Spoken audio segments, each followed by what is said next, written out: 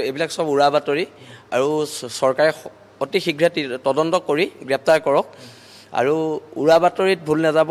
উজনি অসমৰ যি প্ৰতিবাদ হৈ আছে সম্পূৰ্ণ গণতান্ত্ৰিক প্ৰতিবাদ হৈ আছে, গণতন্ত্ৰ শেষ স্তৰলৈকে প্ৰতিবাদ হৈছে, কিন্তু গণতান্ত্ৰিক প্ৰতিবাদ হৈছে আৰু সেইকাৰণে ইয়াত কেতিয়াও সাম্প্ৰদায়িক সংঘৰ্ষ নহয়, সেইটো অসমৰ ৰাইজে জানি থোৱাটো ভাল।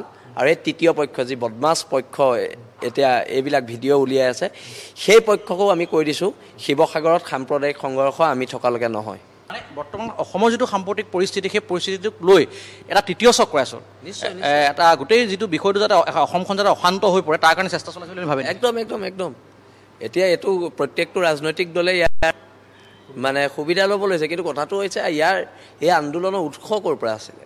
খিলঞ্জীয়াৰ ওপৰত অত্যাচাৰ নচলিব, খিলঞ্জীয়াৰ ভূমি অধিকাৰ, থলগিৰি মানুহৰ ন্যায্য প্ৰাপ্তিৰ দাবী, সেইখিনি কথা হৈছিলে। ইয়াত হিন্দু বা মুছলমানৰ বিৰুদ্ধে এখন সংগ্ৰাম নহয়, এখন সংগ্ৰাম বহিৰাগতৰ মানুহৰ বিৰুদ্ধে, এখন সংগ্ৰাম বাংলাদেশী মূলৰ মানুহৰ বিৰুদ্ধে।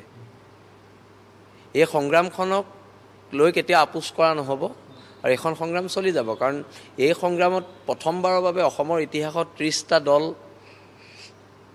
একগোট হৈছে, জাতীয় সংগঠন, জনগোষ্ঠীয় সংগঠন সকলো এক হৈছে আৰু এক হৈ আমি এটা ৰিজাল্ট দিছোঁ। অসমৰ খিলঞ্জীয়া জনগণক আমি এটা ৰিজাল্ট দিছোঁতো।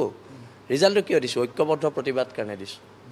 এইবিলাক সব উৰা বাতৰি আৰু চৰকাৰে অতি শীঘ্ৰে তদন্ত কৰি গ্ৰেপ্তাৰ কৰক আৰু উৰা বাতৰিত ভুল নাযাব। উজনি অসমৰ যি প্ৰতিবাদ হৈ আছে সম্পূৰ্ণ গণতান্ত্ৰিক প্ৰতিবাদ হৈ আছে, গণতন্ত্ৰ শেষ স্তৰলৈকে প্ৰতিবাদ হৈছে, কিন্তু গণতান্ত্ৰিক প্ৰতিবাদ হৈছে আৰু সেইকাৰণে ইয়াত কেতিয়াও সাম্প্ৰদায়িক সংঘৰ্ষ নহয়, সেইটো অসমৰ ৰাইজে জানি থোৱাটো ভাল। আৰু এই তৃতীয় পক্ষ যি বদমাছ পক্ষ এতিয়া এইবিলাক ভিডিঅ' উলিয়াই আছে, সেই পক্ষকো আমি কৈ দিছোঁ শিৱসাগৰত সাম্প্ৰদায়িক সংঘৰ্ষ আমি থকালৈকে নহয়। মানে বৰ্তমান অসমৰ যিটো সাম্প্ৰতিক পৰিস্থিতি, সেই পৰিস্থিতিটোক লৈ এটা তৃতীয় চক্ৰ আছে, এটা গোটেই যিটো বিষয়টো যাতে অসমখন যাতে অশান্ত হৈ পৰে তাৰ কাৰণে চেষ্টা চলাইছে বুলি ভাবে। একদম একদম একদম এতিয়া এইটো প্ৰত্যেকটো ৰাজনৈতিক দলে ইয়াৰ মানে সুবিধা ল'ব লৈছে, কিন্তু কথাটো হৈছে ইয়াৰ এই আন্দোলনৰ উৎস ক'ৰ পৰা আছিলে। খিলঞ্জীয়াৰ ওপৰত অত্যাচাৰ নচলিব, খিলঞ্জীয়াৰ ভূমি অধিকাৰ, থলগিৰি মানুহৰ ন্যায্য প্ৰাপ্তিৰ দাবী, সেইখিনি কথা হৈছিলে।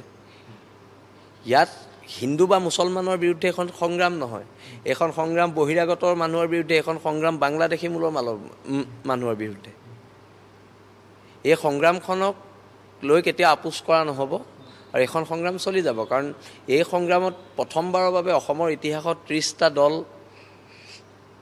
একগোট হৈছে, জাতীয় সংগঠন, জনগোষ্ঠীয় সংগঠন সকলো এক হৈছে আৰু এক হৈ আমি এটা ৰিজাল্ট দিছোঁ। অসমৰ খিলঞ্জীয়া জনগণক আমি এটা ৰিজাল্ট দিছোঁতো। ৰিজাল্টটো কিয় দিছোঁ? ঐক্যবদ্ধ প্ৰতিবাদ কাৰণে দিছোঁ।